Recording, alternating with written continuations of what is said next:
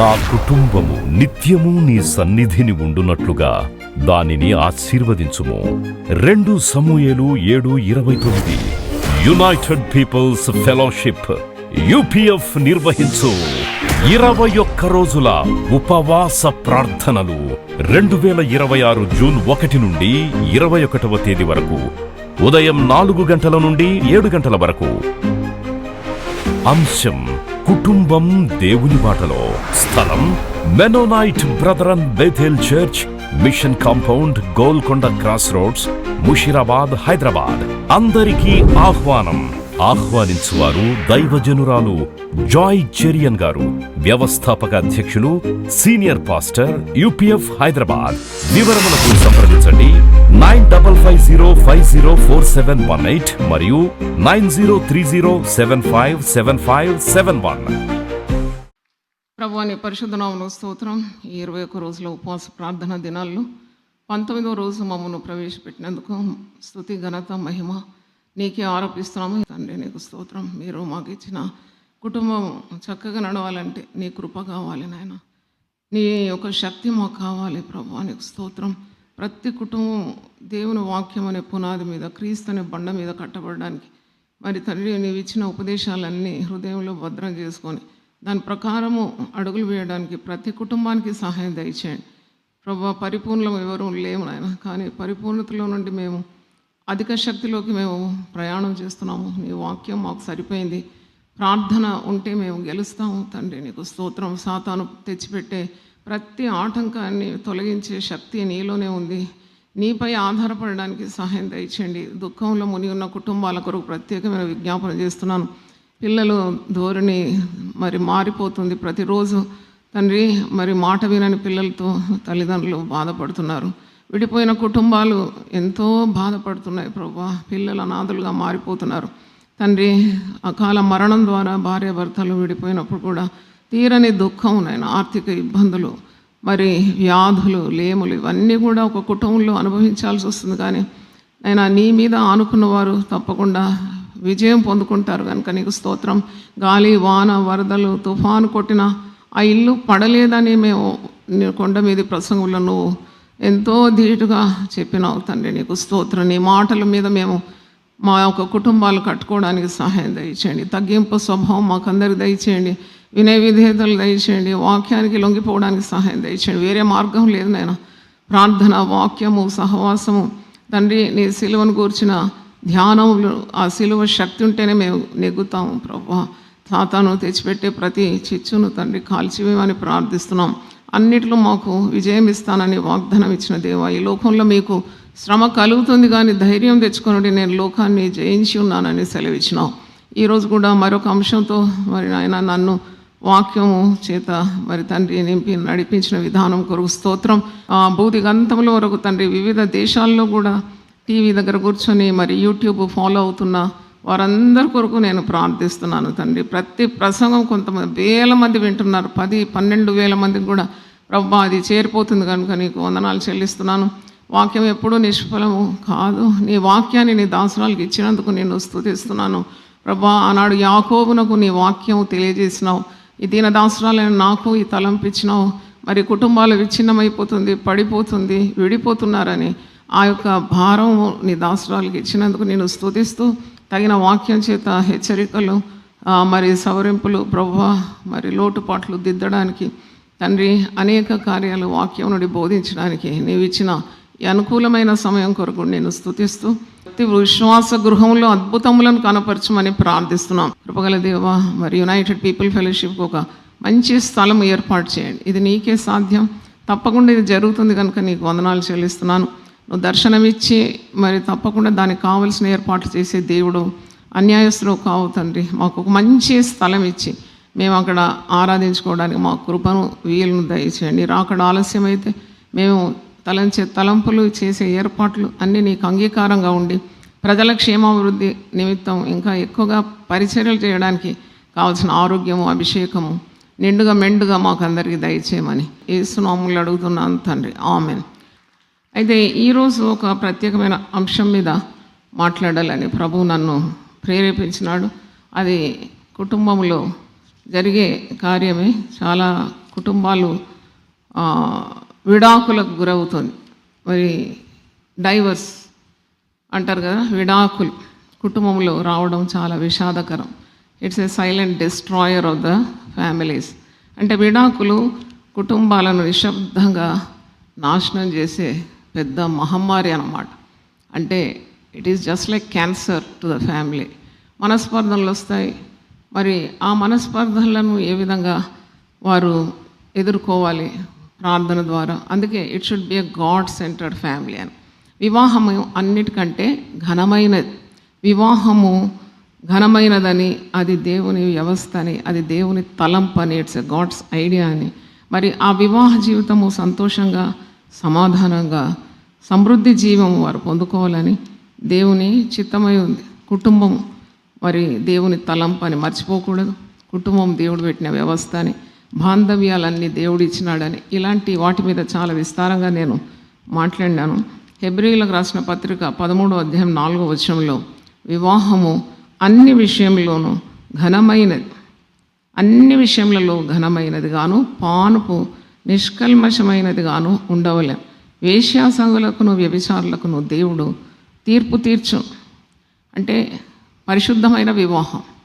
ఇద్దరు స్త్రీ పురుషుణ్ణి మరి పరిశుద్ధ వివాహం చేత జతపరుస్తారు. అది పరిశుద్ధమైన దేవుని సన్నిధిలో పరిశుద్ధమైన ప్రమాణాలు. అది it's a life long covenant. మధ్యలో విడిపోయేది కాదు కదా, అది దేవుడు పెట్టినాడు కాబట్టి అది జీవితాంతము ఆ యొక్క పెళ్ళి ప్రమాణాలకు కట్టబడి ఉండాలి. మరి మధ్యలో విడిపోవడం అది దేవుని చిత్తమా? పరిశుద్ధ గ్రంథం ఏమంటుంది? విడిపోమని అనడం లేదు. మరణము మిమ్మల్ని వేరుపరిచేంత వరకు మీరు కలిసి ఉండాలని దేవుడు కోరుతున్నాడు. మరి విడిపోవడానికి కారణాలు చాలా ఉంది. కొన్ని కారణాలకు విడిపోక తప్పదు. మరి ఇలాంటివన్నీ ఎందుకు వివాహంలో ప్రవేశిస్తుంది అన్నప్పుడు మీరు దేవుని చిత్తం వెతకలేదు. వివాహానికి మీ పిల్లలకు వివాహం చేయాలన్నప్పుడు నేను ఎప్పుడు చెప్తాను, యునైటెడ్ పీపుల్ ఫెలోషిప్లో, you take the consent of God. దేవుని చిత్తాన్ని వెతకండి. మీ సొంత తలంపులతో వివాహం చేస్తే ఆ వివాహం ఎక్కువ కాలం నిలువదు. కానీ మరి దేవుడు ఆ కుటుంబాన్ని కట్టాలి. యెహోవా ఇల్లు కట్టని ఎడల కట్టువాని ప్రయాసము వ్యర్థం. అంటే it's a God's idea and God should construct that house. దేవుని ఆశీర్వాదాలు ఉండాలి, పెద్దల దీవెనలు ఉండాలి. అంటే అది 2 దినాల మురిపం కాదు అంటారు కదా, అది 100 సంవత్సరాల పంట, 100 ఏళ్ళ పంట అంటారంటే long standing till life, till your end of your life you have to be very loyal to your family. మరి ఇంత ఘనమైన ఒక కార్యానికి అంత హడావుడితో పెళ్లి చేయడం, మరి పెళ్ళి మ్యారింగ్ in Heist and repenting at leisure అంటారు. అంటే హడావుడిగా పెళ్ళి పెళ్ళి పెళ్ళి అని సంబరంగా పెళ్ళి జరుపుతారు, లక్షలు పెట్టుబడి చేస్తారు, కానుకలు ఇస్తారు, కట్నాలు ఇస్తారు. చాలా గంభీరంగా పెళ్ళి అయిపోయి తర్వాత పెళ్ళి పెటాకులు అయిపోయి పిల్ల ఇంటికి తిరిగి వచ్చేస్తుంది. She's not able to adjust in that house. లేక పిల్లవాడు పిల్లను వదిలేస్తున్నాడు. అంటే ఎందుకు ఇలా జరుగుతుంది? దేవుడున్న కుటుంబాల్లో ఇవి జరుగుతాయా? ఎందుకంటే దేవుని చిత్తం వెతకకుంటే ఇలాంటివన్నీ మీరు ఎదుర్కొంటారు. మీరు ఒక 21 రోజులు దేవుని, it's a very important life long decision. How can you take it very easily or hastily? అంత ఈజీగా వివాహానికి ఆలోచించి పిల్ల బాగుంది, అందంగా ఉంది, వయ్యారంగా ఉంది, పిల్లోడు బాగున్నాడు, ఎత్తుకున్నాడు, లావుగున్నాడు, తెల్లగా ఉన్నాడు, ఉద్యోగం ఉన్నది, ఇవన్నీ కాదు. పిల్లోని బ్యాక్గ్రౌండ్ వెతకాలి, పిల్ల బ్యాక్గ్రౌండ్ వెతకాలి. దేవుని భయం ఉందా? రక్షణ పొందినరా? కుటుంబం ఎలాగుంది? స్టాండర్డ్ ఆఫ్ ద ఫ్యామిలీ, దేవుని భయం గల కుటుంబం. మరి వారి కుటుంబంలో మరి చేయకూడని కార్యాలు ఏమైనా చేసినారా? ఏమైనా కేసులు ఉన్నాయా? మరి అక్రమస్తులా? ఇవన్నీ కనుక్కోవాలి కదా. కనుక్కోవడానికి మీకు టైం ఉండదు. తొందరగా పెళ్ళి కావాలి, భుజాల మీద నుండి బరువు దింపేయాలి, ఇదే ఉంటుంది. అందుకే మీరు చాలా నష్టపోతారు. మరి ఎవరైనా కుటుంబంలో పిల్లలు ఇంత కష్టపడి కని పెంచి ప్రేమించి పిల్లలకు అన్ని విధాల తల్లిదండ్రులు ప్రయాసాలు చేసిన తర్వాత వాళ్ళు మంచిగా ఉండాలి, పచ్చని కాపురంగా ఉండాలి, భార్యాభర్తలు పిల్లలతో క్షేమంగా ఉండాలని, పిల్లలు చూడాలని, ఇవన్నీ కలలు కంటారు కదా. మరి పెళ్లి చేసిన తర్వాత వారు విడిపోతే ఎంత దుఃఖం! ఆ తల్లిదండ్రులకు తీరని దుఃఖం, తీరని నష్టం. తీరని వ్యాకులం. ఎప్పుడు చూసినా పిల్లలు ఒంటరిగా అటు ఇటు తిరుగుతుంటే బాధపడుతూ ఉంటారు. వారి గుండెలో ఉన్న ఆ దుఃఖాన్ని అంచనా వేయలేం. They get so burden with them. అంత దుఃఖం ఉంటుంది. అందుకే మరి దేవుని వాక్యం ఏమంటుంది? దేవుడే ఇల్లు కట్టాలి, దేవుడే ఆ ఇల్లును కూడా ఏం చేయాలి? కాపాడాలి. యెహోవా ఆ ఇల్లు కాపాడని ఎడల కాయువాని ప్రయాసం కూడా వ్యర్థమే. అదొక పట్టణం అన్నమాట. That's your Kingdom. అది దేవుడు కాపాడాలి. మరి దేవుడు కాపాడాలంటే దేవుని సహాయం కావాలి. 3 పీటలు త్రాడు తెగదు. మరి ఎందుకు విడాకులు అవుతుంది? క్షమించే స్వభావం ఉండదు, ప్రేమించే స్వభావం ఉండదు, పరిశుద్ధమైన హృదయం ఉండదు, వేరే వారి మీద లక్ష్యం ఉంటుంది, లేక మరి ఆర్థిక స్తోమత ఉండదు. చాలా మోసాలు పెళ్ళిలోనే జరుగుతుందండి. ఎంత మోసాలంటే మా పిల్లోడు ఎంటెక్, మా పిల్లోడు చదివినాడు, పెద్ద ఉద్యోగము, 2 లక్షలు అట్టిట్ట అని చెప్తారు. అది వెరిఫై చేయరు వీళ్ళు. ఆడావుడిగా పెళ్లి చేసుకునే వారికి అసలు ఉద్యోగమే ఉండదు. చూస్తే వాడు వారమైంది ఉద్యోగానికి పోతలేడు ఏంటి అని పిల్లకి అనుమానం వస్తుంది. అప్పుడు తెలుస్తుంది వీడు ఎంటెక్ కాదు, బీటెక్ కాదు, ఏది కాదు, వానికి ఉద్యోగం కూడా లేదని. ఇది ఎవరి తప్పు? ఇది నువ్వు ఒక గ్లాస్ నీళ్ళు ఇస్తేనే కళ్ళు తెరిచి చూస్తావు, ఇది తాగాలన్నా వద్దా, ఏముందని చూసి తాగుతావు, చూసి తింటావు కదా. మరి ఇప్పుడు ఇది లైఫ్ లాంగ్ డెసిషన్. ఇది జీవితాంతము తీసుకునే నిర్ణయంలో నువ్వు ఎంత తెలివిగలిగి ప్రవర్తించాలి, ఎంత ఆలోచించాలి, ఎంత దేవుని సహాయం అందుకోవాలి కదా. మరి ఇలా పిల్ల ఎలాంటిది అని వెతకరు. ఆ పిల్లకు చాలా అఫైర్స్ ఉంటాయి, అది వెతకరు. ఆ పిల్లకు శరీర రుగ్మతలు ఉంటాయి. They won't bother to search. దేవుడు ఇచ్చినాడు, దేవుడు నడిపినాడు. దేవుడు ఎందుకు అలాంటి వెరీ పనులు చేస్తాడు? నీవు సొంత తీర్మానాలు తీసుకుంటావు, బుద్ధిని ఆధారం చేసుకొని నీ దేవుని తలంపులను విడిచిపెడతావు. అందుకే ఈ బాధ అనుభవించాల్సి వస్తుంది. Take your own time, take your time to pray, to fast and find the will of God. Then committing error becomes impossible. ఎప్పుడు దేవుడిని చెయ్యి వదిలిపెట్టాడు. మరి భారతదేశంలో మనం చూసినప్పుడు విడాకులు కావడానికి కొన్ని కారణాలు స్పష్టంగా మరి మనం తెలుసుకుంటాం కదా. విడాకులు ఎందుకు? ఇద్దరు అంగీకారంతో విడాకులు తీసుకున్నారంటే మ్యూచువల్ కన్సెంట్ అంటారు. అంటే ఇద్దరు కూడా మరి వారు ఒకేసారి అంటున్నారు, నేను ఈ వ్యక్తితో నేను బ్రతకడానికి ఇష్టపడడం లేదు. లేకుంటే భార్య అంటది, నాకు ఇతను భర్తగా ఉండడం నాకు ఇష్టం లేదు, నేను జీవించలేని, I cannot live with him. ఈరోజు మన టాపిక్ ఏంటి? Divorce, the silent destroyer of families. విడాకులు కుటుంబాన్ని నిశ్శబ్దంగా మరి నాశనము చేస్తుంది. నన్ను అడిగితే ఈ విడాకులు అనే మాట రాకుండా దేవుని యందు భయభక్తులు కలిగి మరి దేవుడు ఏ విధంగా మనల్ని క్షమించిండో అలాగే మనకు దేవుడు ఇచ్చిన లైఫ్ పార్ట్నర్ను కూడా అంటే అదే దృక్పథంతో ఇప్పుడు వివాహం గురించి పరిశుద్ధ గ్రంథంలో ఎఫెసీ పత్రిక 5వ అధ్యాయంలో మీరు చూస్తారు. వివాహం అనే వ్యవస్థ మరి వరుడైన క్రీస్తు, వధువైన సంఘం, భార్య భర్తల అనుబంధాన్ని సూచిస్తుంది. అంటే ఎప్పుడు విడిపోనిది, వాడిపోనిది, వీడని అనుబంధం. ఎప్పుడైనా సంఘము వధువు, మరి సంఘానికి శిరస్సు ప్రభువు, వరుడు యేసుప్రభు ఎప్పుడైనా వధువైన సంఘాన్ని వదిలిపెడతాడా? ఎప్పుడు వదిలిపెట్టాడు కదా.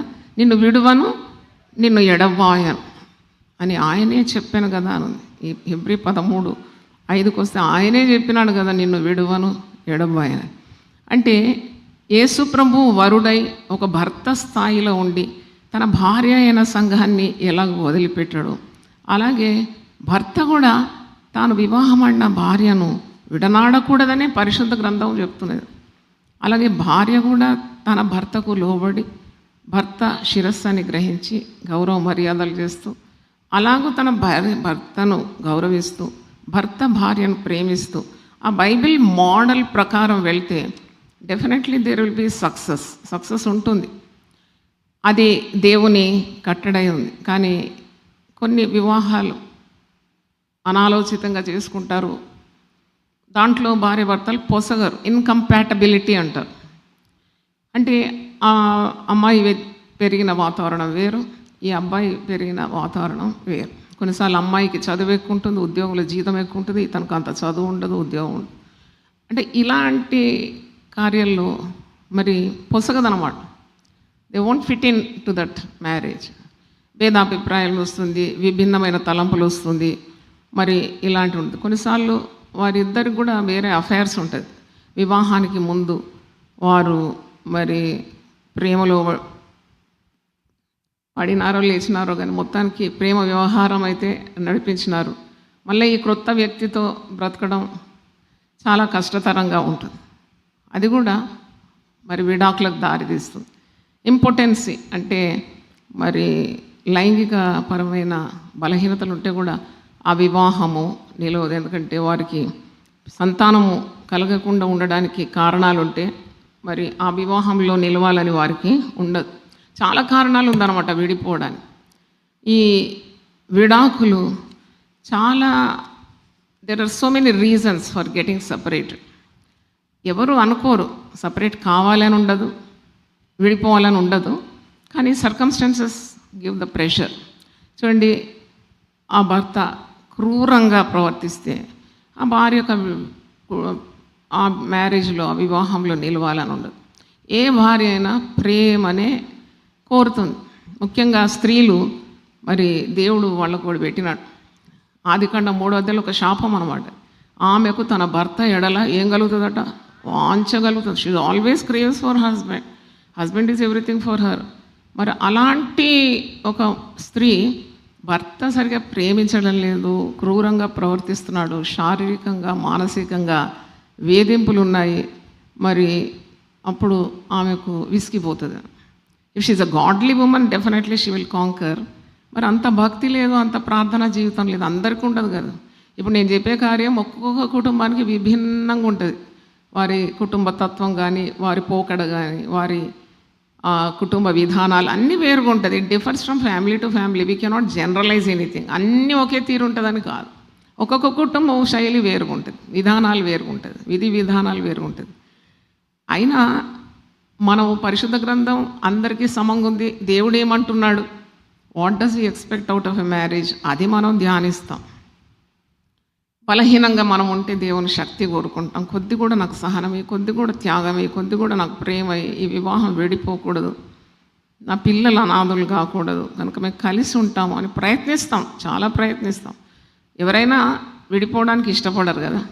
మరి unless they are lacking character. చూడండి, ఆ స్త్రీ అయినా పురుషుడైనా స్వాభావికంగా చెడు మార్గాల్లో ఉంటే వారికి ఒక కుటుంబంలో చక్కగా మర్యాదపూర్వకంగా బ్రతకాలని ఉండదు.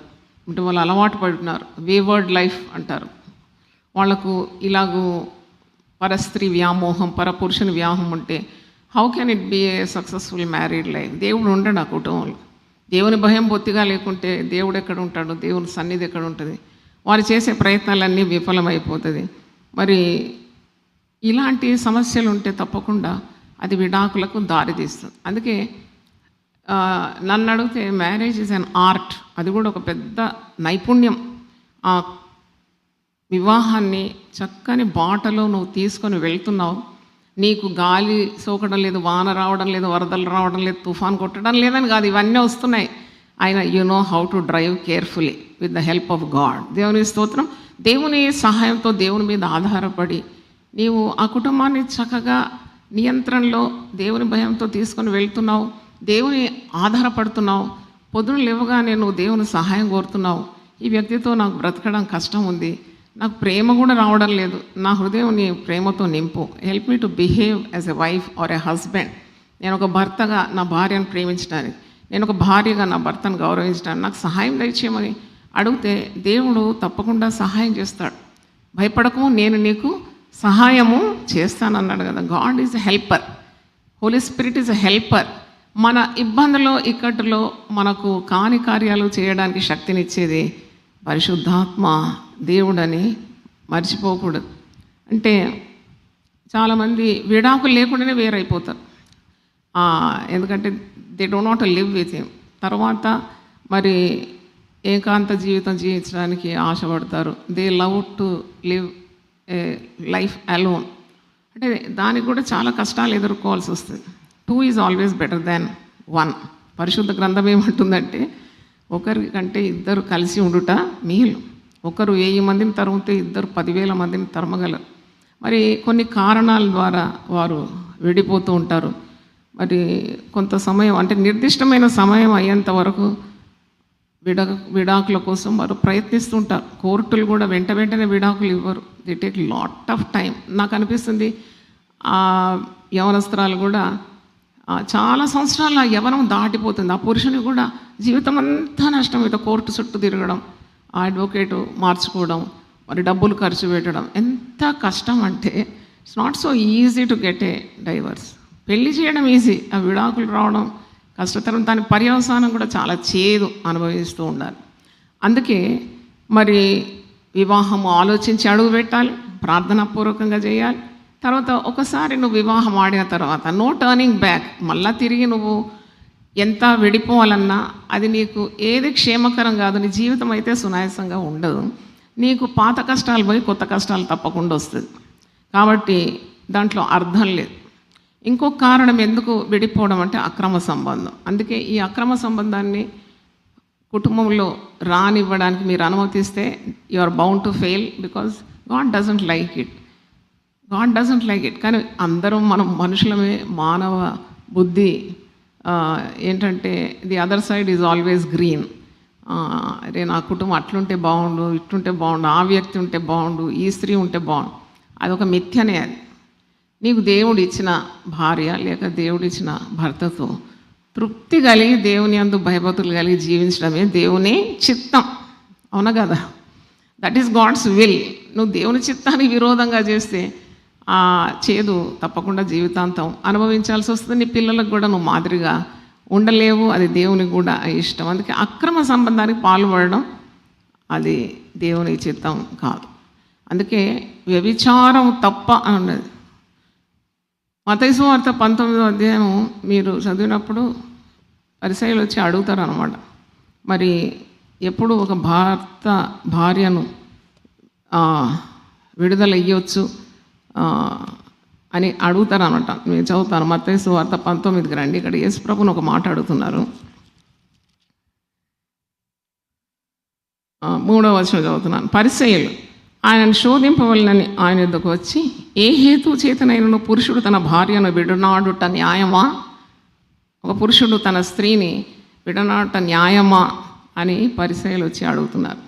అడిగినప్పుడు యేసు ప్రభు ఇచ్చిన సమాధానం గమనించండి. వాట్ జీసస్ ఈజ్ రిప్లైయింగ్ అంటే, యేసు ప్రభు చాలా అంటే దేవుడు కదా, దైవికమైన జవాబు ఇస్తున్నాడు. ఇక్కడ ఏమంటున్నాడంటే అని అడగగా, ఆయన సృజించిన వాడు ఆది నుండి వారిని పురుషునిగాను స్త్రీనిగాను సృజించెననియు, ఇందు నిమిత్తం పురుషుడు తల్లిదండ్రులను విడిచి తన భార్యను హత్తుకొనును, వారిద్దరును ఏక శరీరంగా ఉందరని చెప్పాననియు మీరు చదవలేదా?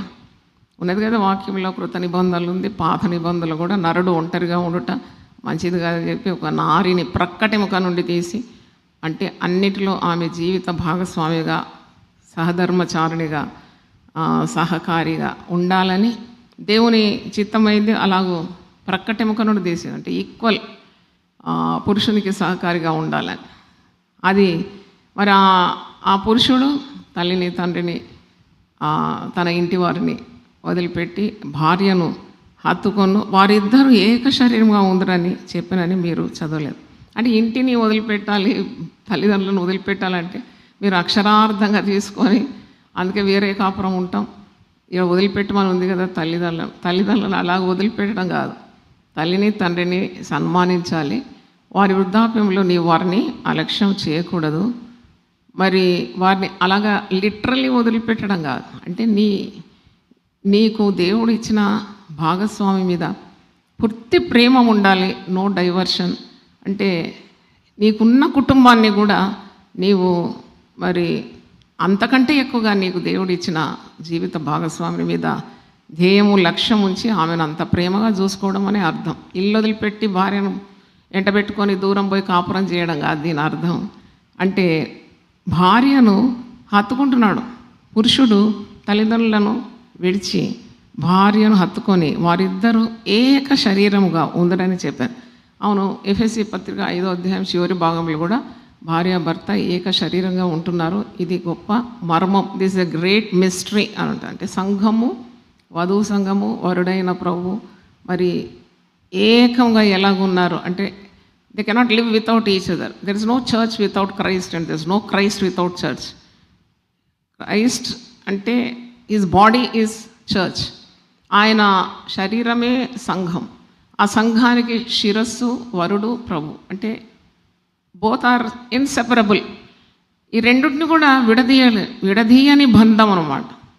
పురుషుడు స్త్రీ వివాహం చేత పరిశుద్ధ వివాహం చేత జతపరచబడినారంటే విడదీయని బంధం. ఇక్కడ మరి ప్రభు కూడా అంటున్నాడు, కాబట్టి వారికను ఇద్దరు కాక ఏక శరీరంగా ఉన్నారు గనక దేవుడు జతపరిచిన వారిని మనుష్యుడు వేరుపరచకూడదని చెప్పాను. వీరిని జతపరిచింది దేవుడు. పరిశుద్ధ వివాహం చేత దేవుడు వారిని జతపరిచినాడు. జతపరిచిన తర్వాత ఏ నరుడు కూడా వారిని విడదీయకూడదంట. విడదీయడానికి ప్రయత్నించకూడదు. ఎవరు కూడా ఒక వివాహంలోకి జోక్యం చేసుకొని భార్య భర్తలను విడగొట్టదు. అది శాపం. అది దేవుని శిక్ష వస్తుంది. ఎందుకంటే దేవుడే జతపరిచినాడు. మధ్యలో నువ్వు పోయి వారి మీద వీరి మీద కొండాలు చెప్పి భార్య భర్తలను విడదీస్తే కూడా చాలా శాపం. అది గాడ్ డజంట్ లైక్ ఇట్. వాళ్ళిద్దరిని దేవుడు జతపరిచినాడు కాబట్టి వారిద్దరు ఏక శరీరంగా ఉన్నారు. అది దేవుని మర్మమై ఉన్నది. వారు ఐక్యంగా ఉంటారు, ప్రేమ కలిగి ఉండాలి, మరి ఏక హృదయం ఏక మనసుతో ఉండాలి. అదే దేవుని చిత్తం, ఐక్యంగా ప్రేమగా ఉండాలని. అందుకు వారు అని ఇంకా క్వశ్చన్ అంటున్నాడు. అప్పుడు 9వ వచనంలో అంటున్నాడు, వ్యభిచారం నిమిత్తమే తప్ప తన భార్యను విడనాడి మరి ఒకతను పెళ్లి చేసుకున్నవాడు వ్యభిచారం చేయుచున్నాడని, విడనాడబడిన దాన్ని పెళ్లి చేసుకున్నవాడు వ్యభిచారం చేయుచున్నాడని మీతో చెప్తున్నాను. అంటే మనకు అర్థమయ్యేది ఏంటంటే గాడ్ డజంట్ లైక్ డైవర్స్. దేవునికి ఈ విడిపోవడం అనేది ఇష్టం లేదు. కానీ ఒక్క కారణం చెప్తున్నారు, because marriage goes on trust. నమ్మకం మీదనే వివాహం అని. ఆ నమ్మకం పోయినప్పుడు పగుళ్ళు వచ్చేసినాయి అన్నమాట. కుండ పగిలిపోయినట్టు పగుళ్ళు వచ్చినట్టే. ఇంకా నో యూజ్. ఆ ట్రస్ట్ పోయింది అని అంటే ఇంకేం మిగిలి ఉంటుంది? వివాహంలో ఏముండదు. It is built on trust. నన్ను అడిగితే అందుకే ఆ నమ్మకాన్ని పోగొట్టుకోకూడదు. మరి ఇప్పుడు అందరికి ఇట్లా 100% మనం మన పార్ట్నర్స్ నమ్ముతున్నాం, మరి ఎప్పుడు మాకు మోసం కాలేదని చెప్పలేము. బికాస్ మార్టల్ బీయింగ్స్ కదా, they are prone to do wrong things.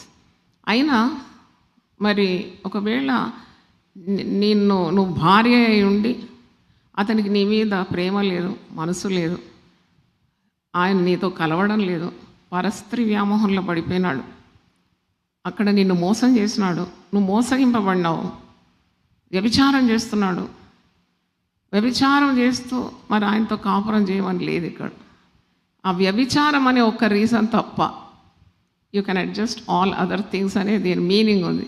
అంటే వ్యభిచారం అనేది అంత దారుణమైన పాపముగా పరిగణిస్తున్నాడు అన్నమాట. అంటే పరిశుద్ధమైన వివాహాన్ని అది పాడు చేసి వినాశం చేసేదే వ్యభిచారం, అక్రమ సంబంధం. Where is the meaning? Marriage అంటేనే ఇట్స్ ఎ హోలీ వెడ్డింగ్, పరిశుద్ధ వివాహం. ఇద్దరు జతపరచబడినారు పరిశుద్ధ వివాహం చేత. పరిశుద్ధమైన దేవుని తలంపది. తర్వాత దాంట్లో వచ్చింది పాపం వచ్చింది అన్నప్పుడు ఆ నమ్మకము చెడిపోయిన తర్వాత ఇంకా దేని కొరకు ఆ వివాహం ఉండాలి? Bible also is against, Jesus is against. వ్యభిచారం తప్ప అయినా కానీ వ్యభిచరించినంత మాత్రాన ఆ భార్యను విడనాడడానికి కూడా పురుషుడు ఒప్పుకోడు. ఆ భర్తను ఎన్ని తప్పులు చేసినా క్షమించి నాకు భర్త కావాలి, నా పిల్లలకు తండ్రి కావాలని ఎంతో ఓర్చుకొని ఎన్నో దెబ్బలు తిని హింసలు పొంది మరి కష్టాలు పడి కూడా కాపురం చేసే స్త్రీలు ఉన్నారు. వాళ్ళకేంటంటే విడాకులు ఇష్టం లేదు. మరి విడాకులు నేను చెప్పినట్టు ఈ కుటుంబంలో వచ్చే సమస్యల కంటే, కలిసి ఉండి వచ్చే సమస్యల కంటే విడిపోయినాకనే ఎక్కువ సమస్యలు తట్టుకోలేనంత సమస్యలు. అందుకే పురుషులైన స్త్రీలైనా చాలా మట్టుకు ఏమనుకుంటారంటే భార్య అక్రమ సంబంధమైన భర్త అక్రమ సంబంధమైన దేవునికి అసాధ్యం అంటూ ఏముంది, దేవునికి ప్రార్థన చేద్దాం, దేవుడు మార్చలేని ఏ వ్యక్తి ఉన్నాడనే సహనంతో వారు ప్రార్థన చేస్తూ ముందుకు సాగుతారు. They don't want to separate. అది కూడా మనం గమనిస్తున్నాం. కానీ there is an assurance in the Bible that God can change your partner. నీ జీవిత భాగస్వామిని దేవుడు మార్చగలడని గొప్ప అభయము నాకైతే వాక్యంలో కనబడ్డది. 1 కొరింథీ 7:14 అవిశ్వాసైన భర్త భార్యను బట్టి పరిశుద్ధపరచబడును. ఒక భార్య పవిత్రురాలు పరిశుద్ధరాలైతే ఆ భర్త అక్రమస్తుడైన అవిశ్వాసి అయిన ఈ భార్య ఒక పవిత్రమైన జీవితం పరిశుద్ధమైన జీవితం ద్వారా అట్టి అవిశ్వాసి అయిన మరి భర్త కూడా శాంక్టిఫై అవుతాడట, పరిశుద్ధపరచబడతాడు. అంటే వారిద్దరు ఏక శరీరం కదా, దే ఆర్ వన్ యూనిట్. కాబట్టి గాడ్ మే హ్యావ్ కనికరం, అంటే దేవుడు అట్టి జత మీద కనికరం చూపుతాడని అర్థం చేసుకుంటున్నాం మనం. లేని యెడల మీ పిల్లలు అపవిత్రులై ఉందురు, ఇప్పుడైతే వారు పవిత్రులు. అంటే అవిశ్వాసురాలైన భర్త, అవిశ్వాసి అయిన భర్త విశ్వాసురాలైన భార్య చేత పరిశుద్ధపరచబడుతున్నాడు. అవిశ్వాసురాలైన భార్య, కొందరికి భార్య ప్రాబ్లం ఉంటుంది, కొందరికి భర్త ప్రాబ్లం ఉంటుంది. అన్ని కుటుంబాల్లో సమస్యలు సమంగా ఉంటుందని మనం చెప్పలేము. ఒక కుటుంబము అన్ని విషయాల్లో సంపూర్ణంగా ఉందని చెప్పలేము. ఎందుకంటే అంత సంపూర్ణత ఉంటే దేవుడు ఎందుకు? అసంపూర్ణత ఉన్నందుకే మనం దేవుడా దేవుడా అని మరి దేవుని పట్టుకుంటున్నాం. ప్రార్థన ఉపవాసం అండి. There is something lacking.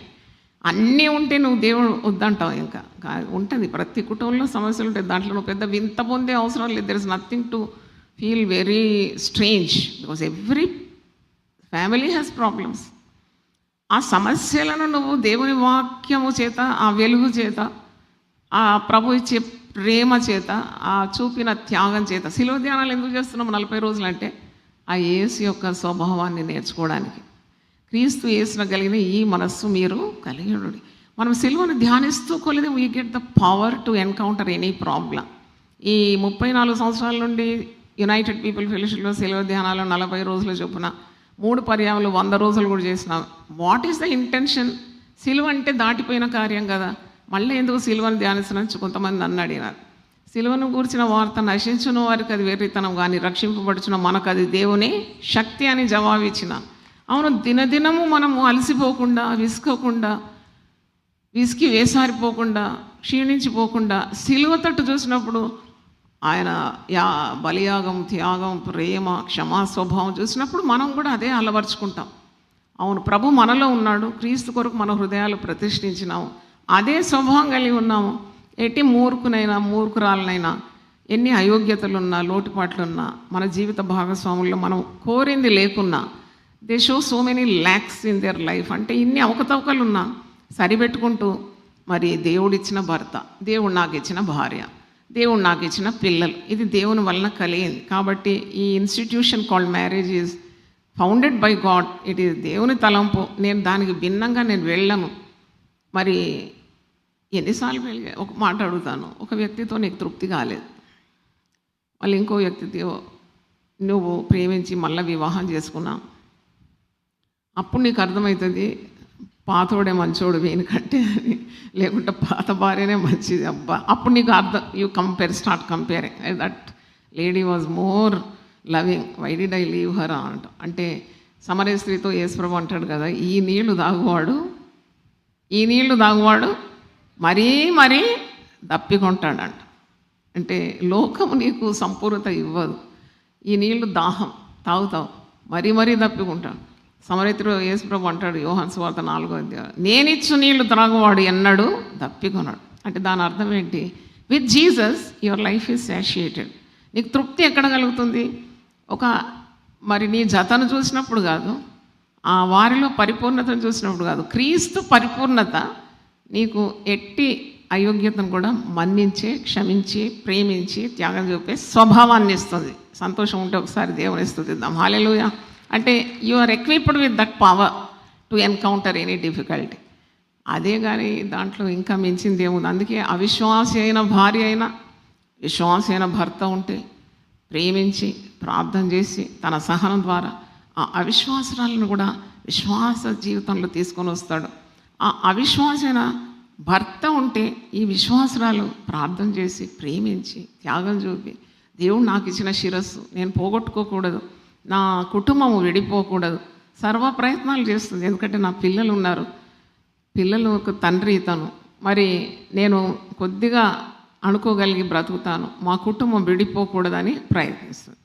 తప్పకుండా అట్టి మరి ప్రార్థనా జీవితం గలవారు, దేవునిలో అంత ప్రగాఢమైన నమ్మకం గలవారు గెలవక తప్పరు. ఎన్నో చరిత్రలు మనం చూస్తాం కదా. ఒక భార్యాభర్తలు విడిపోయినారు. అంటే ఒక 15 years బ్యాక్ నా అనుభవం సేవలో. మంచిగా ఉద్యోగస్తుడు ఆయన, ఆమె కూడా చూడచక్కంది, బాగున్నారు, ఇద్దరు మగపిల్లలు చిన్నగా ఉన్నారు. వాళ్ళు విడిపోయినారు. ఏదో వాగ్వాదము, మనస్పర్ధనలు, మరి జీతము చాలకుండా ఉండొచ్చు, ఆర్థిక ఇబ్బందులు ఉండొచ్చు, కొద్దిగా బంధువుల ప్రమేయం ఉంటుంది, అనవసరంగా ఈ బంధువులు జోక్యం చేసుకుంటారు. అందుకే ఈ థర్డ్ పార్ట్ని ఎంటర్ చేయనియద్దు మీ కుటుంబాలు. మీ ప్రైవసీ ఇతరులకు కనపరిచే అవసరం లేదు. ఎందుకంటే they create more trouble than solving your matters. Take every problem to Jesus. అందుకే నీ సమస్యలు ఏదున్నా మీరు కలిసి ప్రార్థన చేస్తే, the family that prays together stays together అని ఉంది కదా. కలిసి మీరు మాట్లాడుకోండి, కలిసి ప్రార్థన చేయండి, కలిసి ఆ సమస్యను తీర్చడానికి ప్రయత్నించడమే మేలు. ఇంకా వాళ్ళను వీళ్ళను బంధువులను చుట్టాలు పట్టాలు వచ్చినారంటే ద ప్రాబ్లం ఇంకా అది పెద్దగా అవుతుంది, ఇంకా విస్తరిస్తుంది సమస్యలు, కానీ దానికి పరిష్కారం రాదు. పరిశుద్ధ గ్రంథంలో ఉంది, యెహోవాను విడిచి వేరొకని ఆశ్రయించడానికి వాని శ్రమలు విస్తరిస్తాయని 16వ కీర్తన 3-4 వచనాలు చదవండి. అంటే your problems will multiply when you depend on person. అయితే ఈ ఇద్దరు భార్య భర్తలు విడిపోయినారు. దాదాపు 5-6 సంవత్సరాలు అయిపోయింది. మరి ఆమె రావడం లేదు, పుట్టింటికి వెళ్ళిపోయింది. ఇద్దరు పిల్లలు తీసుకొని, మగపిల్లలు, చక్కని పిల్లలు తీసుకొని వెళ్ళిపోయింది. అయితే ఈ వ్యక్తి మన ఆలయంకు రావడం మొదలుపెట్టినాడు.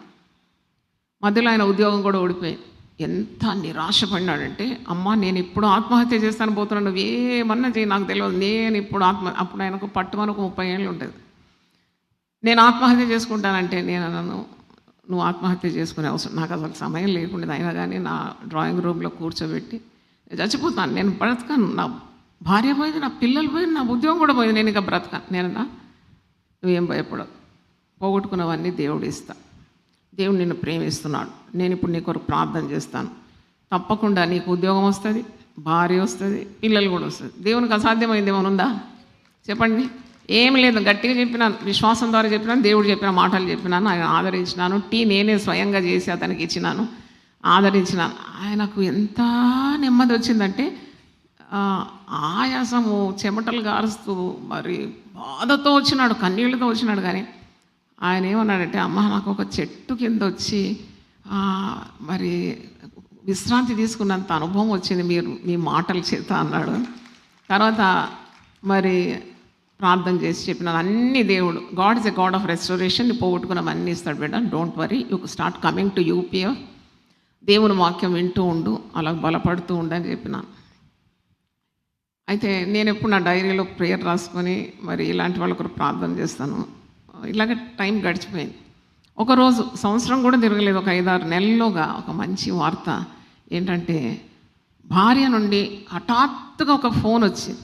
ఏమొచ్చింది ఫోన్ అంటే, పిల్లలను ఇద్దరిని కూడా తయారు చేసి స్కూల్కి తీసుకొని వెళ్తుండగా రోడ్డు క్రాసింగ్లో ఒక పిల్లోనికి 6 ఏళ్ల బాబు యాక్సిడెంట్ అయింది. ఈమె కొడుకు యాక్సిడెంట్ కాగానే ఏం చేసింది తెలుసా, వెంటనే భర్తకు ఫోన్ చేసింది. అంతవరకు మాట లేదు, ముచ్చట్లేదు.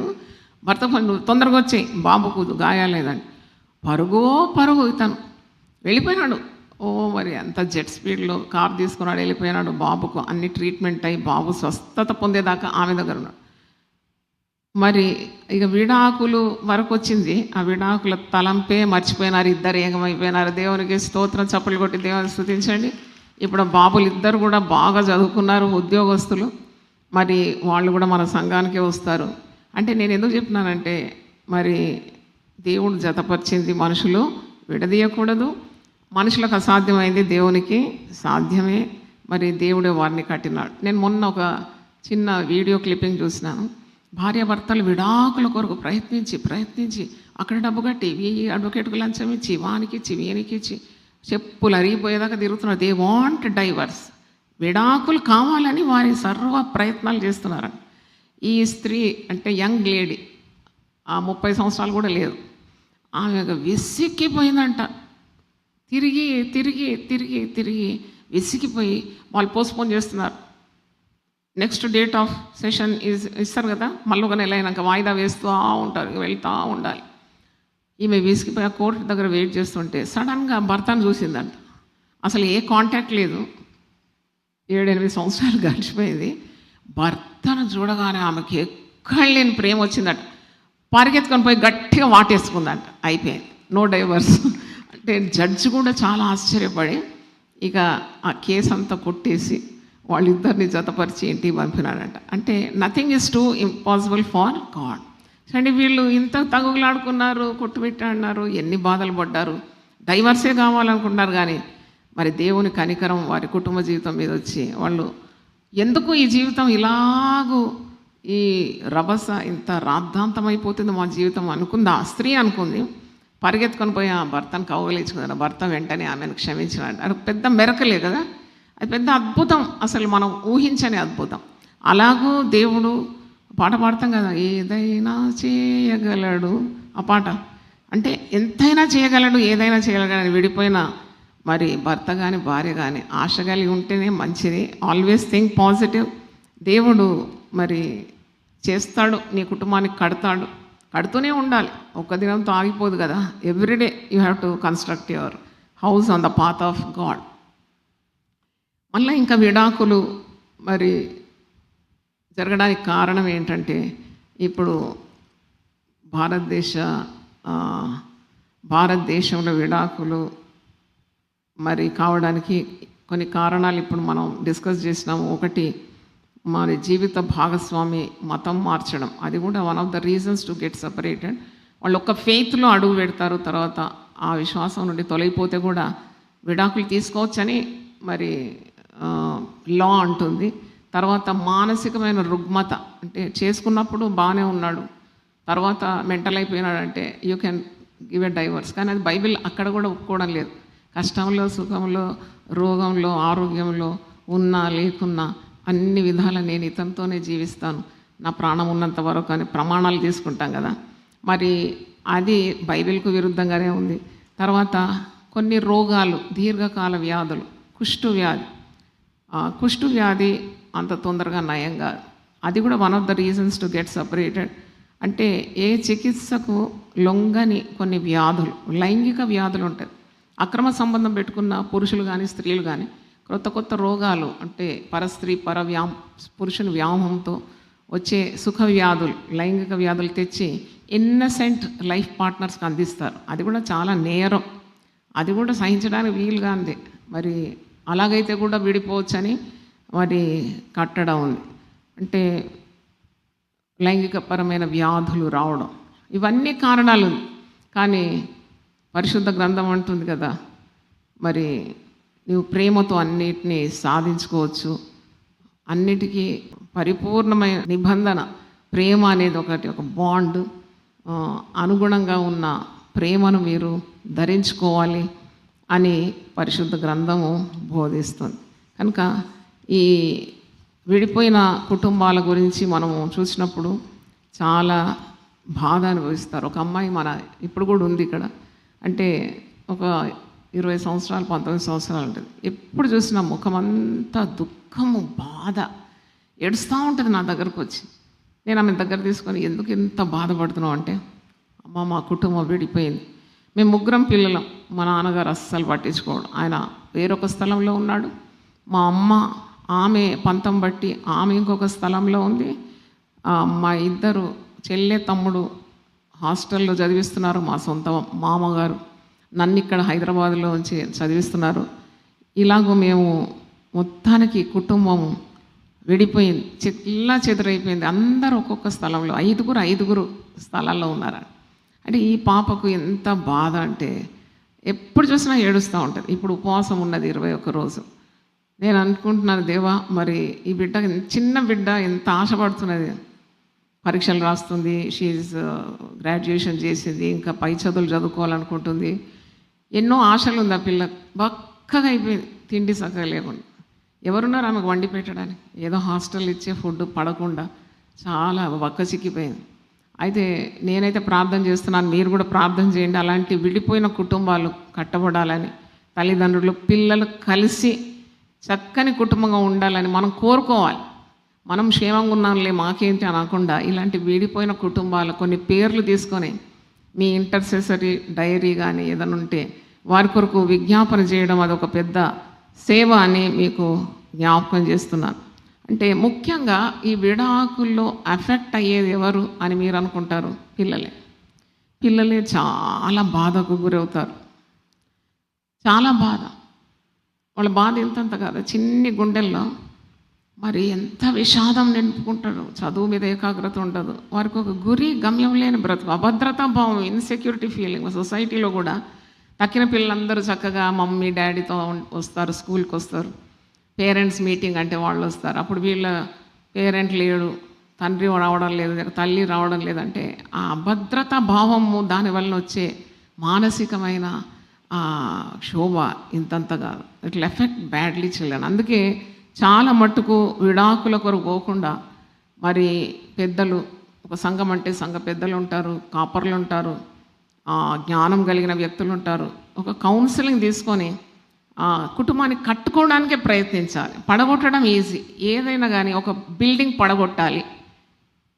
మన హైదరాబాద్లో చాలా పెద్ద పెద్ద కట్టడాలను నిమిషాల మీద పడగొట్టేసినారు కదా, పెద్ద పెద్ద మరి మెషిన్స్ తెచ్చి టాప్న పడేశారు. కానీ అదే బిల్డింగ్ కట్టాలంటే ఎంతసేపు పడుతుందండి? ఇటుక పేర్చుకుంటూ ఎన్ని సంవత్సరాలు శ్రమిస్తే ఒక కట్టడం వస్తుంది. అలాగే వివాహ జీవితం కూడా అది కష్టతరమైంది. కట్టడం, పడగొట్టడం చాలా ఈజీ. సాతానుకు కట్టడము ఇష్టమా, పడగొట్టడం ఇష్టమా? కట్టింది పడగొట్టడమే సాతాను ధ్యేయం. కనుక దేవుడు అలాగా ఆలోచించాడు. అందరు కూడా ఒక ఇంటి వలె కట్టబడాలని ఆశిస్తున్నాడు. కనుక కుటుంబాన్ని దెబ్బతీసే శత్రు సాతాను, బంధుమిత్రులు, మరి సంబంధులు ఎదుట కూడా ఒక మరి బలహీనత ఏర్పడుతుంది. బంధువుల మధ్యలో తిరిగినప్పుడు మరి వాళ్ళు దృష్టిలో కూడా మనం కుటుంబాన్ని నడిపించలేకపోయినారు, విడిపోయినారు. పిల్లలు ఒక చోట, వారొక చోట, ఇలాంటి మాటలు కూడా వినాల్సి వస్తుంది. కాబట్టి మరి దేవుడు పెట్టిన ఈ గొప్ప బంధాన్ని ఎట్టి పరిస్థితుల్లో కూడా ప్రార్థన ద్వారా, లేక సహనం, లేక పెద్దల కౌన్సిలింగ్, ఆలోచనకర్తలు అనేకులు ఉండుట శ్రేష్టం. అంటే మంచి సెలెక్ట్ ద రైట్ పర్సన్. తప్పుడు ఆలోచనలు ఇచ్చేవారు కూడా ఉంటారు. అలాంటి వారు కాకుండా మరి ప్రార్థన చేసినప్పుడు దేవుడు నడిపించిన వ్యక్తుల దగ్గర నీ బాధ చెప్పుకొని ఒక పరిష్కారం అందుకుంటేనే మంచిది. It is better to live together than live alone. ఒంటరితనం అది బాధాకరం కదా. ఇప్పుడు కుటుంబాల్లో చూసినప్పుడు విడాకులు ఉండవు. విడాకులు వాడు ఇవ్వడు, వాడు బతకనివ్వడు, సావనివ్వడు. ఇంకా హోల్డ్ ఉంటుంది భార్య మీద. వీడేమో అక్రమ సంబంధం, గంపడి పిల్లల్ని వేసిపోతాడు. He will have his own nice time with another lady who is married and having children. ఇలాంటివి ఎన్నో వింటాం మేము జూమ్లో. ఎలా పరిష్కరిస్తారు ఇది? బాధ్యతారహితంగా ఆ పురుషుడు ప్రవర్తించి ఈ భార్య బిడ్డలను వదిలేసి ఇంకొక భార్య బిడ్డలు, ఆమె ఒక భార్య, ఆమె ఒక పిల్లల తల్లి, ఆమెతో కాపురం ఉండి, అంటే అదేమన్నా బాగుందా? దేవుని దృష్టికి బాగుందా? మనుషుల దృష్టికి బాగుందా? మళ్ళా కలహాలు, కయ్యాలు, దెబ్బలు, ఇవన్నీ వారి మధ్యలో జరగడం. అంటే అవి జరగకూడదంటే నేనేమంటున్నానంటే ప్రతి సంఘంలో కూడా వివాహానికి తగిన ప్రాధాన్యత ఇవ్వాలి. మ్యారేజ్ బ్యూరో అంటారు, రిజిస్ట్రేషన్ ఫీజు ఇంత అంత అంటారు. మధ్యలో బ్రోకర్ డబ్బులు తీసుకుంటాడు. లేకుంటే 5,000 రిజిస్ట్రేషన్, 10,000 కట్టినావు కానీ వాళ్ళు ఏం సంబంధాలు చేస్తున్నారో నీకేం తెలుసు? ఎన్ని అవకతవకలు ఉందో నీకు తెలియదు. అందుకే వెరిఫై ప్రాపర్లీ. నేను చెప్తానంటే you go for a counselling. Church should be ready to give proper marital counselling before entering in to the institution called marriage. సమయం తీసుకోవాలి. కాపర్లైనా పెద్దలైనా కూర్చోబెట్టి మరి చెప్పాలి వివాహం అనే వ్యవస్థ ఏంటి, ఎలాగ నువ్వు అడ్జస్ట్ చేసుకోవాలి. ఒకవేళ నువ్వు కౌన్సిలింగ్ అదంతా అయిన తర్వాత చేసుకోబోయే అమ్మాయి క్రెడెన్షియల్స్ కూడా చెక్ చేయాలి. అబ్బాయి క్రెడెన్షియల్స్ చెక్ చేయాలని నేను ఎప్పటి నుండి అంటున్నాను. నాకు చిన్నతనంలో దేవుడు ఇచ్చిన జ్ఞానం చెక్. ఆ సర్టిఫికేట్ ప్రాపరా? బాప్తిసం తీసుకున్నాడా? మరి లేకుంటే ఆత్మీయ జీవితం ఎలా ఉంది? గుడికి వెళ్తాడా? పెద్దలకు లోబడతాడా? చదువుకున్న సర్టిఫికేట్స్ అన్ని రియాలా? ఆయన స్వభావం ఏంటి? వెతకాలి కదా. ఈ అమ్మాయి స్వభావం ఏంటి? ఏదైనా జబ్బు ఉందా? మరి తప్పేముందండి మెడికల్ సర్టిఫికేట్ తీసుకుంటే ఏం తప్పు? నేను అడుగుతున్నాను. మీరు ఏదైనా ఒక ఉద్యోగానికి పోవాలంటే కూడా మీకు సర్టిఫికేట్ అవసరం. అక్కడైతే హెల్త్ సర్టిఫికేట్ ఫస్ట్ అడుగుతారు. ఉద్యోగంలో ప్రవేశించినావు మెడికల్ సర్టిఫికేట్ కావాలంటే అక్కడంతా ఇస్తావు కదా నువ్వు. రైల్వేలు ఇస్తావు, ఎయిర్లైన్స్ ఇస్తావు, బ్యాంకులో కావాలి అని. ఉద్యోగానికి అడుగుపెట్టేటప్పుడే మెడికలీ ఫిట్టా లేదా అని అడుగుతారు. మరి మ్యారేజ్ 100 సంవత్సరాల బంధానికి ఫిట్నెస్ సర్టిఫికేట్ ఎందుకు అడగారు? అది నాకు తెలియదు. ఎందుకంటే మూమాటం కొరకు నీ బిడ్డని ఇచ్చేస్తావా? మూమాటం కొరకు నీ కొడుకు నువ్వు అలాగ ఇచ్చేస్తావా?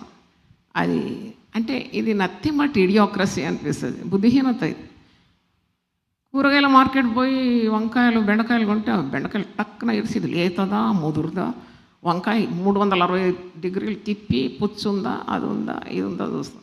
మరి ఒక జీవిత భాగస్వామి ఇంటికి ఒక కోడల ఒక అల్లుడా వస్తున్నాడంటే ఎందుకు ఆ శ్రద్ధ లేదా అని. కట్నం ఇస్తానికి రెడీ, బంగారం కిలోన్నర ఇవ్వడానికి రెడీ, పట్టు చీరలు కొంటారు, హడావుడి. Stop, look and proceed. Road మీద ఉంటుంది కదా, స్టాప్, లుక్ అండ్ ప్రొసీడ్. ఆగు, ప్రార్థన చేయి, కనుక్కో దేవుని చిత్తం, కౌన్సిలింగ్ చేయి, కొద్ది కనుక్కో, బ్యాక్గ్రౌండ్ కనుక్కో, చెకప్ చేయి. ఇదేది లేకుండా ఈ వ్యవస్థలో అడుగుపెట్టి తర్వాత నెత్తి బాదుకుంటే లాభం ఏంటి? నా బిడ్డను పెళ్ళికి ఇవ్వాలంటే అంత తొందరగా ఇవ్వలేను. మగపిల్లలు కూడా అంతే. 6 నెలలు చెకింగ్ చేసిన, 6 నెలలు. ఒక వేగుల అని పంపించిన, అసలు ఉద్యోగం ఉందా పోయి చూసిరాపో, ఆఫీస్లో పని చేస్తున్నట్టు నాకు కనబడాలి, ఫోటో తీసుకొని రమ్మా. అరే ఉట్టిగట్లా ఇంత కష్టపడిన బిడ్డనిచ్చి మరి మంచివాడా, స్వభావం ఎట్లుందో వెతుకు, మంచిగా బ్యాక్గ్రౌండ్ చెకింగ్ చేయి.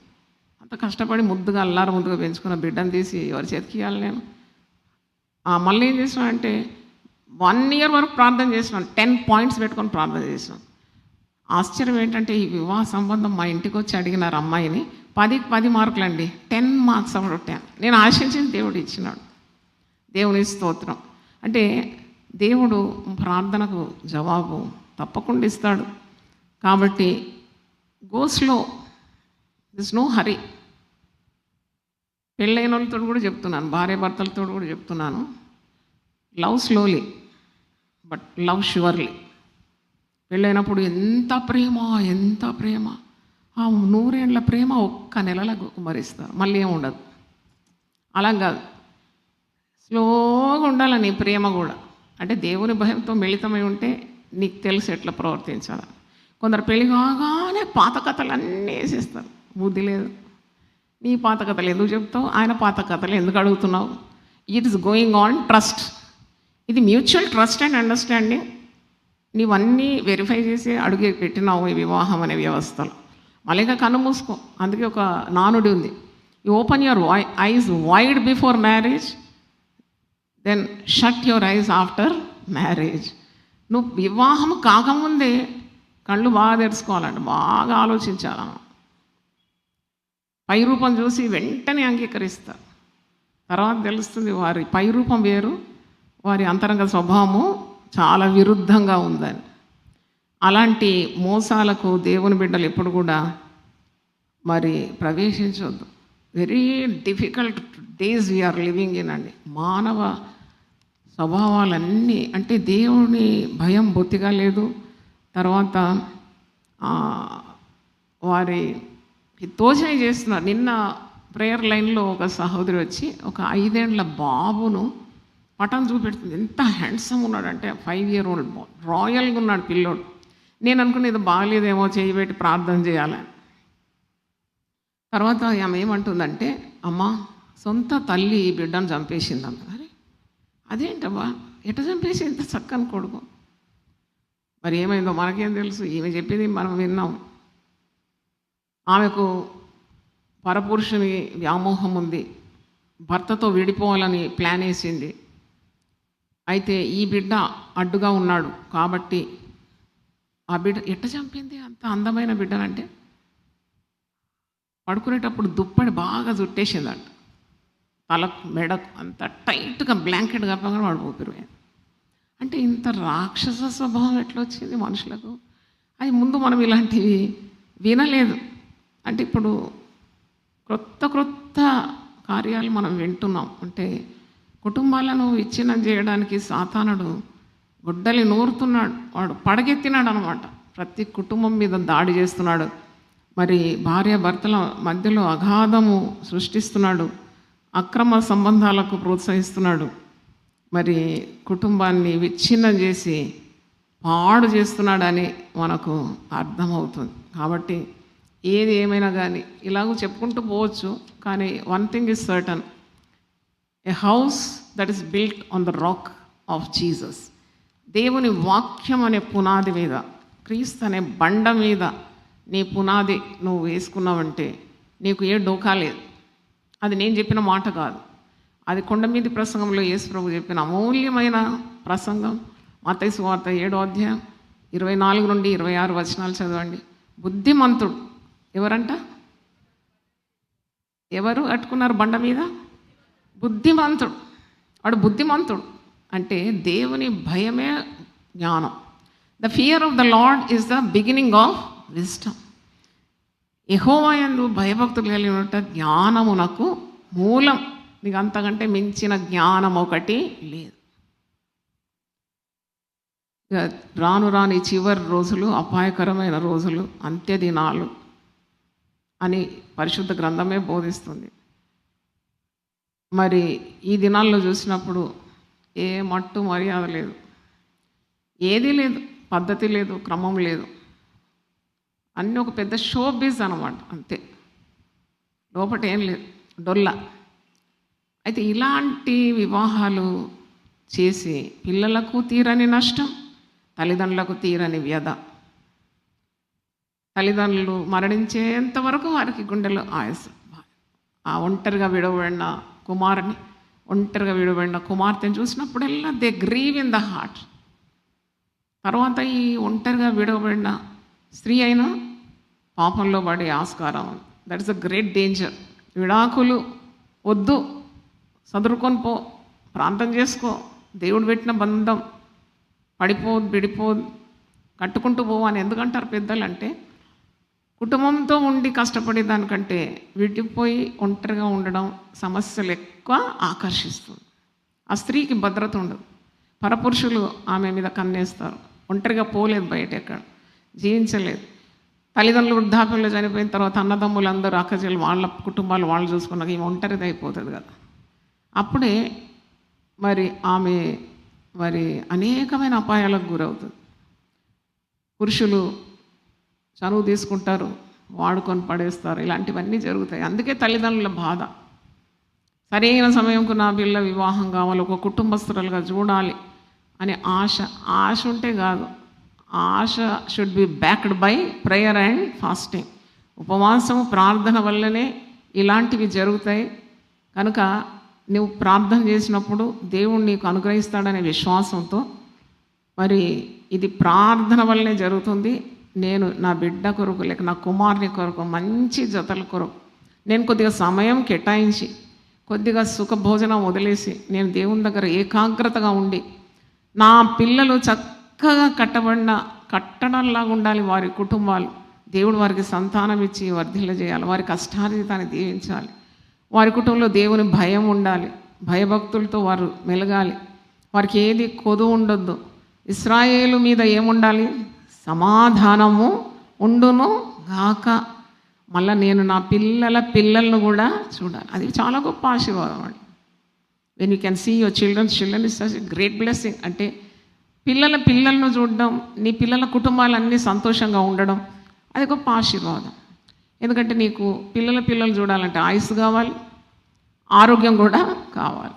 ఆయన ప్రాణమునకు, దీర్ఘాయుస్సునకు మూలమై ఉన్న దేవుడు. ఆయన నీ హృదయ వాంఛలను తీరుస్తాడు. దేవుని బట్టి ఆనందిస్తే మన హృదయాభిలాషలన్నీ నెరవేరుస్తాడు. 37వ కీర్తన 4వ వచనం.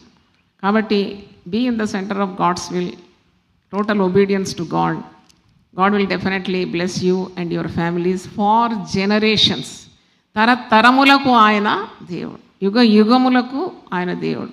ఆయన నీతి పిల్ల తరానికి ఆయన బయలుపరుస్తాడు. దేవుని స్తోత్రం. అందరూ ఒకసారి లేచి నిలబడండి, ప్రార్థన చేస్తాను. మేలులెన్నో చేయువాడు మన ప్రభు, బాధలన్నీ తీర్చువాడు మన ప్రభు, మేలులెన్నో చేయువాడు మన ప్రభు. బాధలన్నీ తీర్చువాడు మన ప్రభు. ఈలాటి ఈ ప్రభు మరి లేడు ఈ భువిలో. ఈలాటి ఈ ప్రభు మరి లేడు ఈ భువిలో. హల్లెలూయా హల్లెలూయా హల్లెలూయా హల్లెలూయా హల్లెలూయా హల్లెలూయా హల్లెలూయా హల్లెలూయా. ప్రభు యేసుని పూజించేదాం, అనుదినము ఘనపరచేదాం. ప్రభు యేసుని పూజించేదాం, అనుదినము ఘనపరచేదాం. ప్రభువా నీ పరిశుద్ధ నామమునకు స్తోత్రం తండ్రి. విడాకులు కుటుంబానికి వినాశనమని ప్రభువా మేము ఈరోజు కొన్ని మాటలు వాక్యానుసారంగా నేర్చుకున్నాము, ధ్యానించినాము. ప్రతి కుటుంబం కొరకు విజ్ఞాపన చేస్తున్నాను. విడాకులనే పదము ఒక్క కుటుంబంలో కూడా రాకూడదని ఈ దాసరాలుగా నేను వేడుకుంటున్నాను. కుటుంబాలు ఐక్యతతోనూ ఏక మనసుతోనూ ఒక్క తాటి మీద నడవాలని నువ్వు కోరుతున్నావు. అందుకే కుటుంబం అనే వ్యవస్థను నీవు నిర్మించినావు. అది నీ తలంపై ఉన్నది ప్రభువా. It's such a secret institution. నువ్వు పెట్టిన వ్యవస్థ అది ఎంతో అద్భుతమైనది. కాబట్టి భార్యాభర్తలు దానికి అనుగుణంగా దేవుని భయంతో ఒకరినొకరు అర్థం చేసుకొని, ఒకరినొకరు క్షమించుకొని, ఒకరినొకరు ప్రేమించుకొని, వారికి దేవుడు బహుమానంగా ఇచ్చిన గర్భఫలాన్ని మీద మరి ఏకాగ్రత చూపుతూ చక్కని బాటలో వారికి అనుగ్రహించిన గర్భఫలాన్ని, సంతానాన్ని దేవుని మార్గంలో నడిపించడానికి కూడా వారు ఆలోచించి దైవభయంలో ముందుకు సాగే కుటుంబాలుగా ప్రతి కుటుంబాన్ని తీర్చిదిద్దుమని యేసు పరిశుద్ధ నామములో అడిగి వేడుకుంటున్నాను తండ్రి. ఆమేన్. తని అయిన దేవుని ప్రేమ, యేసుక్రీస్తు కృప, పరిశుద్ధాత్మ సహవాసం మనందరితో సదాకాలం తోడుగా ఉండును గాక. Amen. Amen. God bless you.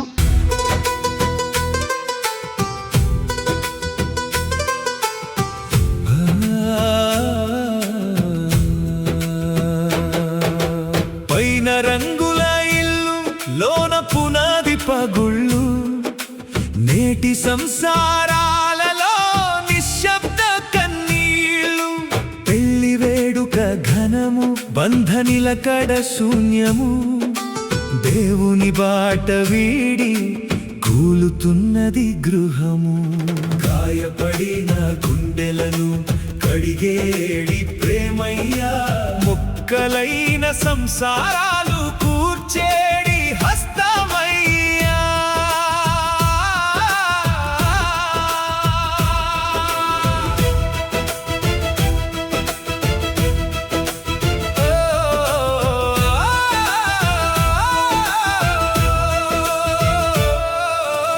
ఆదాము పక్కటెముకతో అవ్వను చేసిన దేవుడు, తలపైన పెట్టలేదు, కాళ్ళ కింద తొక్కలేదు. హృదయానికి అండగా తోడుగా నడవమన్నాడు.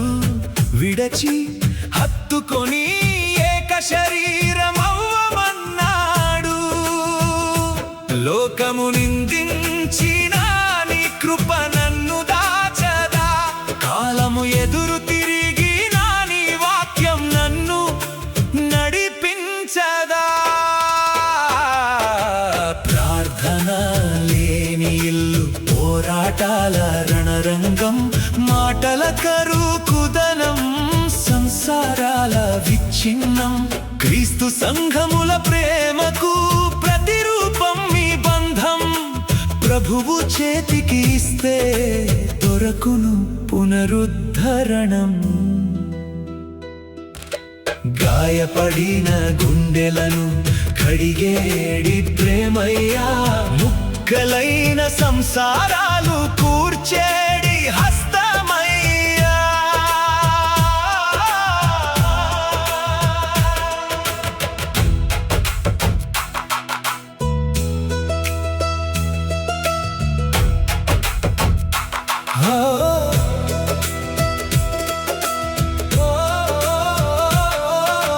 సృష్టి ఆది భార్య భర్త బంధము హృదయ కాఠిన్యము వీడి నిలుపుకో వైవాహికము. మినహాయింపుల వంకతో బంధాన్ని తెంచవద్దు. క్షమించే దేవుని ప్రేమతో గృహాన్ని కట్టక తప్పుదు. గాయపడిన గుండెలను కడిగేడి ప్రేమయ్యా, ముక్కలైన సంసారాలు కూర్చేడి హస్తమయ్యా.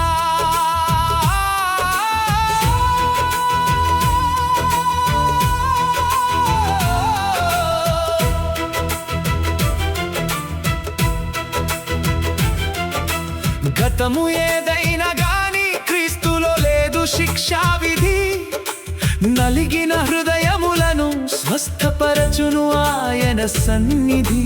కన్నీటి బుడ్డిని దాచే కరుణామయుడే నీకు తోడు. విరిగిన జీవితాలనైనా చక్కదిద్దును ప్రభువు నేడు. గాయపడిన గుండెలను కడిగేడి ప్రేమయ్యా, ముక్కలైన సంసారాలు కూర్చేడి హస్తమయ్యా.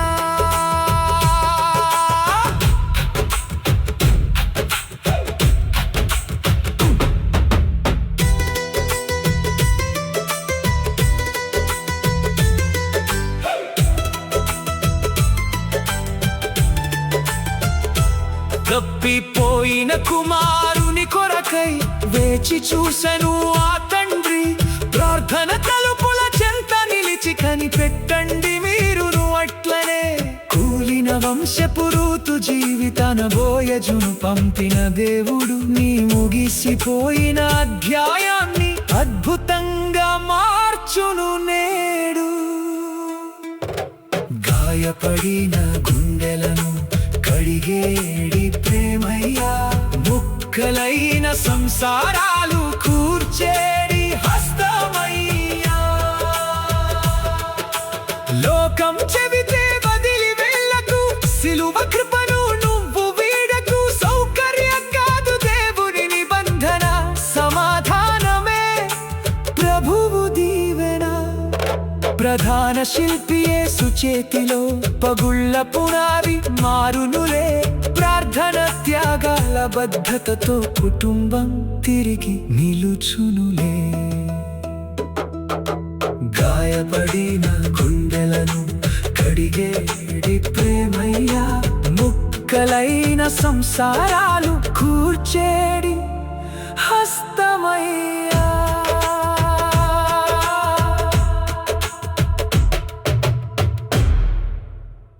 నా కుటుంబము నిత్యము నీ సన్నిధిని ఉండునట్లుగా దానిని ఆశీర్వదించుము. 2 సమూయేలు 7:29.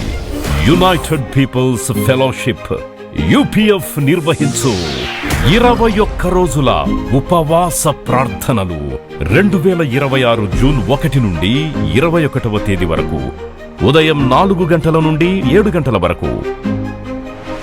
అంశం కుటుంబం దేవుని బాటలో. స్థలం Mennonite Brethren Bethel church, mission compound, Golconda cross roads, Mushirabad, Hyderabad. అందరికీ ఆహ్వానం. ఆహ్వానించువారు దైవజనురాలు జాయ్ చెరియన్ గారు, వ్యవస్థాపక అధ్యక్షులు సీనియర్ పాస్టర్ యూపీఎఫ్ హైదరాబాద్. వివరములకు సంప్రదించండి 9550504718 మరియు 9030757571. ప్రతిదినం దేవునితో నేను. కుటుంబ వ్యవస్థలు, జీవన విలువలు అస్తవ్యస్తంగా మారుతున్న ఈ రోజుల్లో ప్రభువు దాసురాలు రెవరెండ్ డాక్టర్ జాయ్ చెరియన్ గారు దైవ దర్శనంతో ప్రభువు సన్నిధిలో కనిపెట్టి పొందిన 366 విభిన్న ధ్యానాంశములను ప్రతిదినం దేవునితో నేను అనే పుస్తక రూపంలో ప్రపంచానికి అందించారు. ఇది అనేకుల జీవితాలను ప్రభావితం చేసే ఒక విలక్షణమైన గ్రంథము. పరిశుద్ధాత్మ దేవుడు ఈ పుస్తకమును పఠించే ప్రతి ఒక్కరిని స్పృశించి శక్తితో నింపునుగాక. ఈ పుస్తకాలిప్పుడు అందరికీ అందుబాటులో ఉన్నాయి. ఈ నూతన సంవత్సరంలో దీనిని మీరు ధ్యానించండి, మీ బంధుమిత్రులకు ఆత్మీయ బహుమతిగా అందించండి. పుస్తక ప్రతుల కొరకు సంప్రదించవలసిన ఫోన్ నంబర్లు 9550504718 903075.